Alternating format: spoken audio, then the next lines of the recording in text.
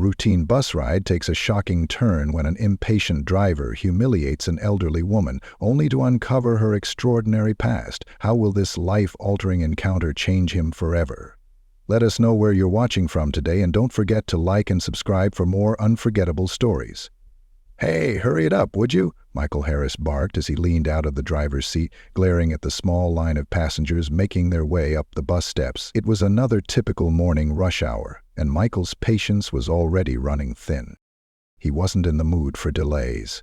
In his 12 years driving this route, he'd seen it all. The late commuters fumbling for change, the entitled passengers demanding the world, and the occasional troublemakers who thought public transportation was their personal stage. Today felt no different. A tall man in a gray suit shoved a crumpled bill into the fare machine and rushed to the back, barely acknowledging Michael's presence. Next, a young mother struggled to balance her stroller while her toddler tugged impatiently at her coat. Michael sighed heavily but stayed silent. He wasn't a monster, after all, and Mom's had it rough. Then she appeared. Clara Evans shuffled up the steps with the careful gait of someone whose knees had seen better days. She wore a plain beige cardigan, the kind grandmothers everywhere seemed to own, and carried a simple tote bag that looked heavier than it should. Her face bore soft, deep lines that told stories of laughter and loss, and her silver hair was pulled neatly into a bun. But what struck Michael most wasn't her appearance, it was her hesitation. She paused on the second step, glancing around the bus nervously as though she didn't quite belong. "Oh, lady, we don't have all day," Michael snapped, his tone sharper than he intended. Clara flinched but said nothing. She reached into her bag, her hands trembling slightly as she pulled out a small coin purse. The passengers behind her began to shuffle impatiently, their muttered complaints barely audible over the hum of the engine.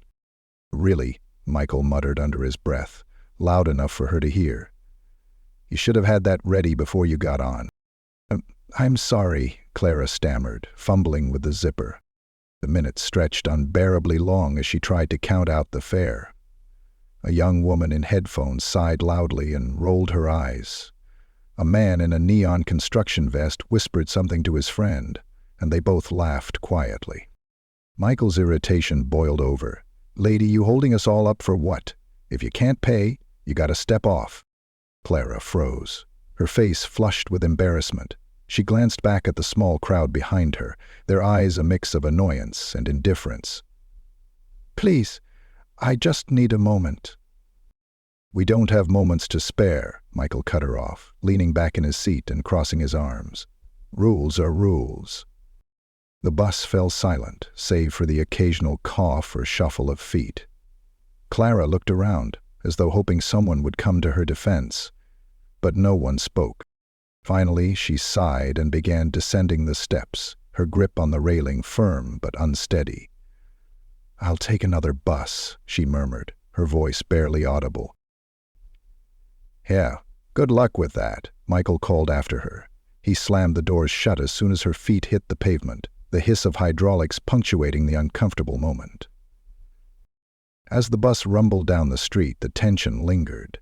Michael didn't look in the rearview mirror, avoiding the judgmental stares he was certain some passengers were casting his way. "Don't look at me like that," he muttered to himself. She wasn't ready. Not my fault. Still, something gnawed at him. He couldn't shake the image of Clara standing there, clutching that worn tote bag, her face a mixture of embarrassment and defeat. He told himself it didn't matter. It was just another day, another passenger, another hiccup in an endless cycle of strangers passing through his life. At the next stop, a teenager in a hoodie got on, blasting music through his earbuds. He barely glanced at Michael as he strolled past the fare machine without paying. "Hey," Michael shouted. "You gonna pay or what?"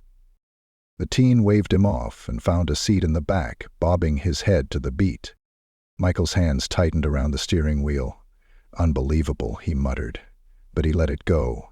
Confronting the kid wasn't worth the trouble. As the bus moved through its route, Michael's thoughts kept drifting back to Clara. Who was she? Why hadn't she been prepared? And why, despite everything, Did he feel like he'd done something wrong? Later that morning, Michael pulled into the depot for his 15-minute break. He grabbed a cup of stale coffee from the vending machine and sat down in the small driver's lounge. A TV mounted in the corner blared the local news. He sipped his coffee absently, barely listening, until a familiar face appeared on the screen. He froze, the cup halfway to his lips. It was Clara. The segment showed her standing at a podium in front of City Hall, her voice strong and steady despite her frail appearance. Behind her, a banner read, "Honoring our trailblazers, a celebration of justice and equality." Michael stared at the screen, dumbfounded. The news anchor's voice filled the room. "Clara Evans, a retired judge and lifelong advocate for civil rights, is being honored today for her decades of service to our community. Known for her groundbreaking rulings and tireless efforts to promote justice, Judge Evans has dedicated her life to fighting for those who couldn't fight for themselves." The camera panned to a close-up of Claire accepting an award, a polished plaque engraved with her name. She smiled warmly as the crowd erupted in applause. Michael's stomach churned. He set his coffee down and leaned back in his chair, his mind racing. "That's the same woman I kicked off my bus this morning." The realization hit him like a punch to the gut. The rest of his shift was a blur. Each passenger who boarded felt like a reminder of his mistake. The young, the old, the tired, the rushed, they all seemed to blur together, each face reflecting his guilt back at him. As he drove, snippets of the news report replayed in his head. Decades of service, tireless efforts, fighting for those who couldn't fight for themselves. By the time Michael clocked out, he felt like he was carrying the weight of the city on his shoulders. He knew he couldn't let it go. Not this time. Michael didn't sleep much that night.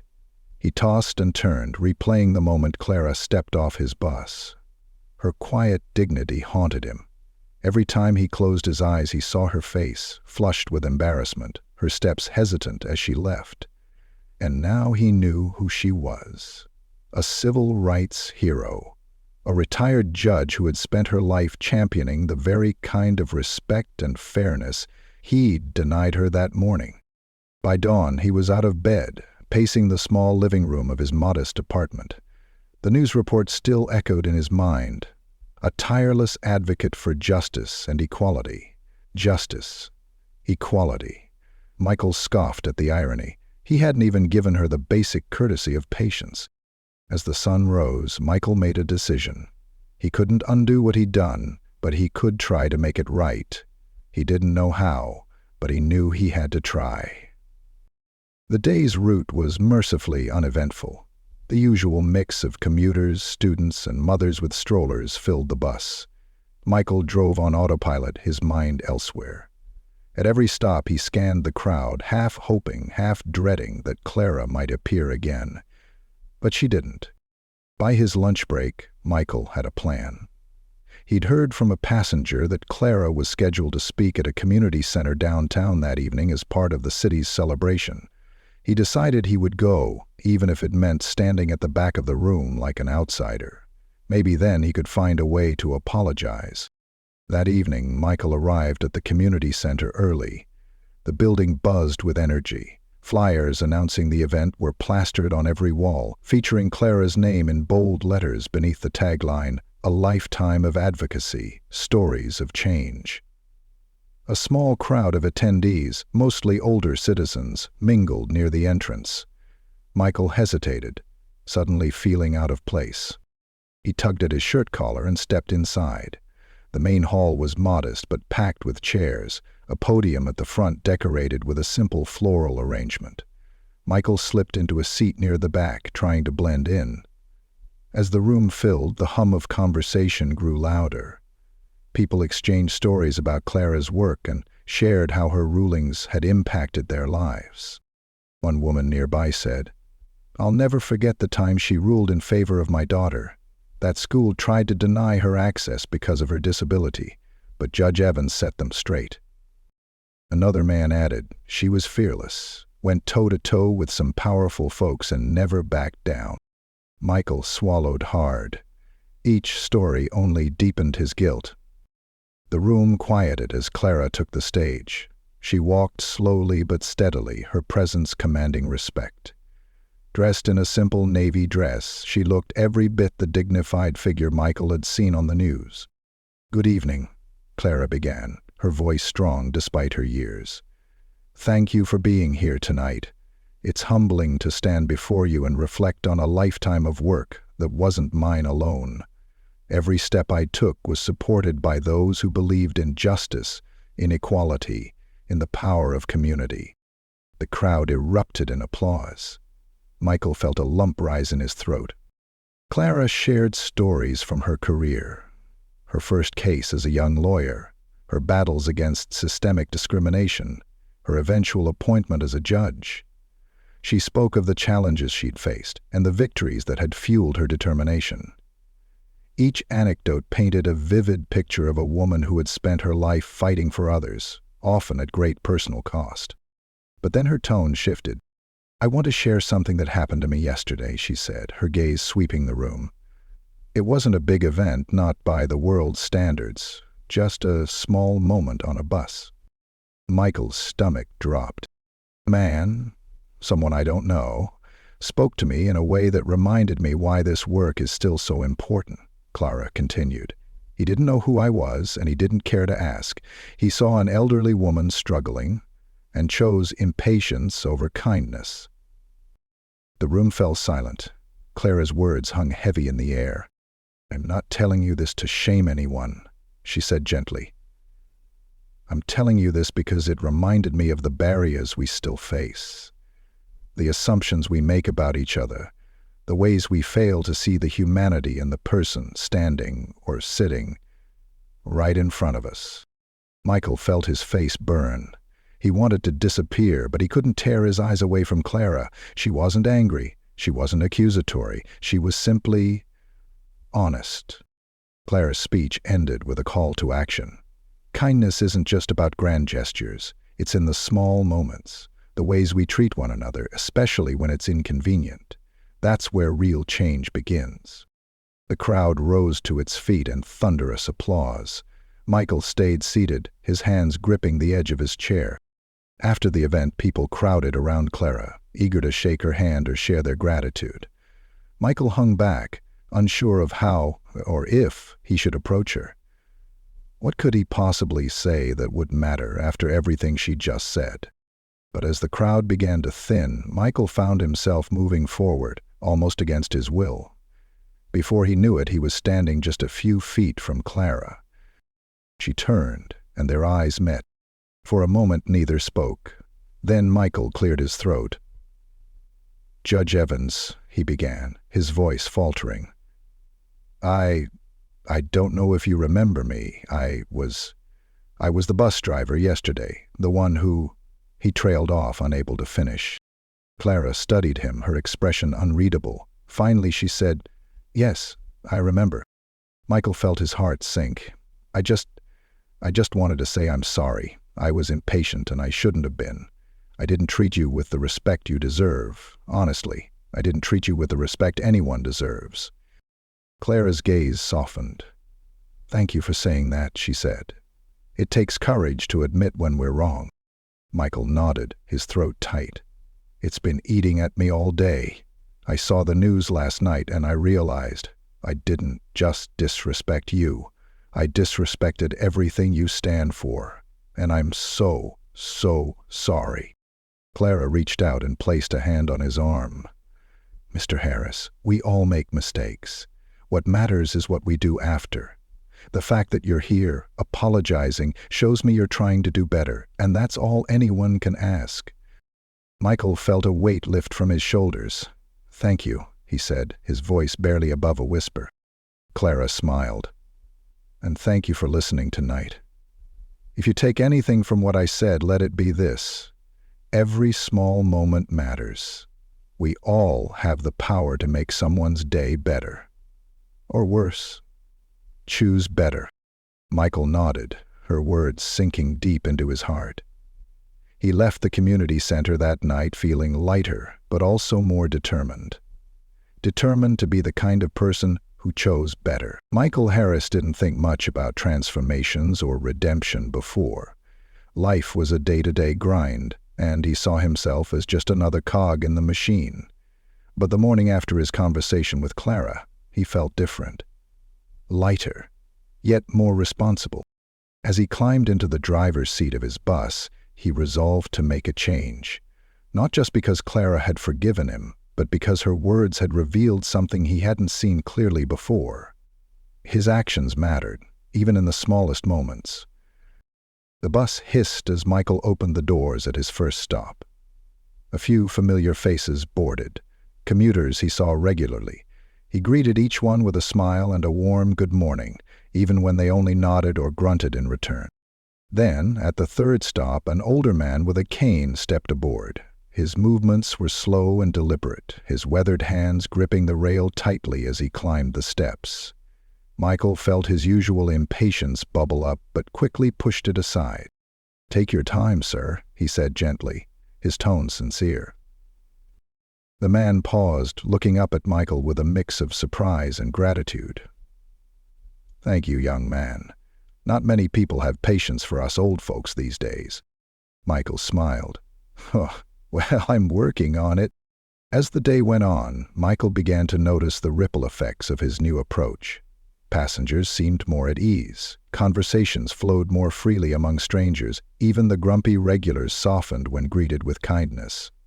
Michael realized Clara had been right. Small moments did matter. But he knew his journey wasn't over.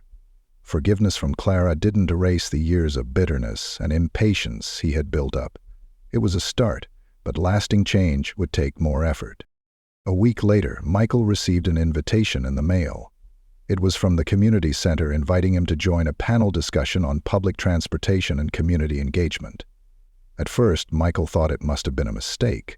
What could he possibly contribute? But tucked inside the envelope was a handwritten note from Clara.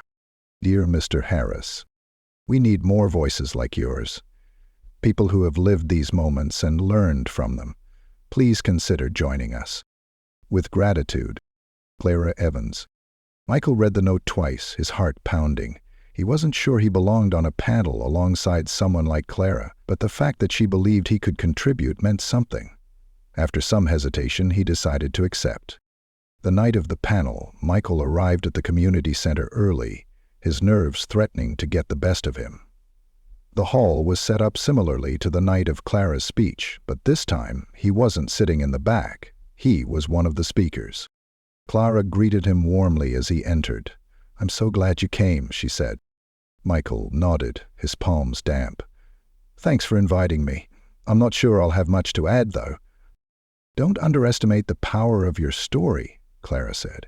"Sometimes the most relatable voices make the biggest impact."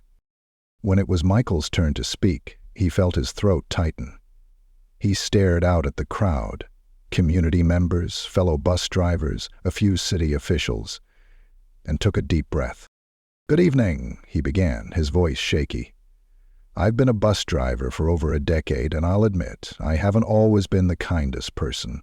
I used to think my job was just about driving from point A to point B. But last week, I learned it's so much more than that." He glanced at Clara, who gave him an encouraging nod. "He had an interaction with someone, a passenger, who taught me a hard lesson about respect and patience. I didn't treat her the way she deserved, and it wasn't until later that I realized how much I'd hurt her. That moment made me think about all the other times I might have hurt someone without even knowing it." The room was silent, every eye fixed on Michael. "I'm here tonight because I want to do better. I want to treat every passenger, every person, with the dignity they deserve. And I hope my story reminds others, drivers, passengers, all of us, that we have a responsibility to each other. Even in the smallest moments, how we treat people matters." The audience erupted into applause. Michael's face flushed, but he couldn't help smiling. For the first time in a long time, he felt like he was making a difference. Over the next few weeks, Michael continued to change. He started attending workshops on communication and bias, sponsored by the Transit Authority. He also became involved in a mentorship program for new drivers, sharing his experiences and encouraging them to approach the job with empathy. The transformation didn't go unnoticed. Passengers began leaving positive feedback about Michael's demeanor, describing him as kind, patient, and understanding. His supervisor even pulled him aside one day to commend him. "You've turned things around, Harris," she said. "Keep it up." One afternoon, as Michael pulled into a stop, he saw a familiar figure waiting on the curb. It was Clara. She climbed aboard with the same steady grace he remembered, but this time Michael greeted her with a warm smile. "Good afternoon, Judge Evans," he said. "It's good to see you again." Clara returned his smile. "Good afternoon, Mr. Harris. And please, just Clara." Michael chuckled. Old habits.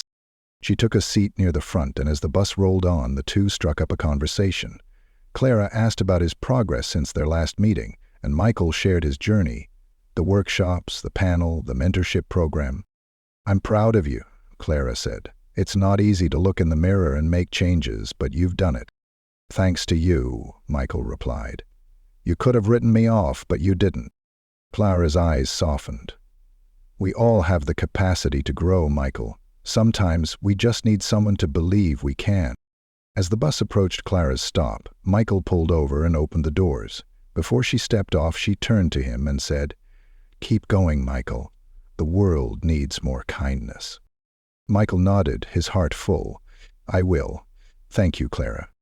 As she disappeared into the crowd, Michael realized how far he'd come and how much further he still wanted to go.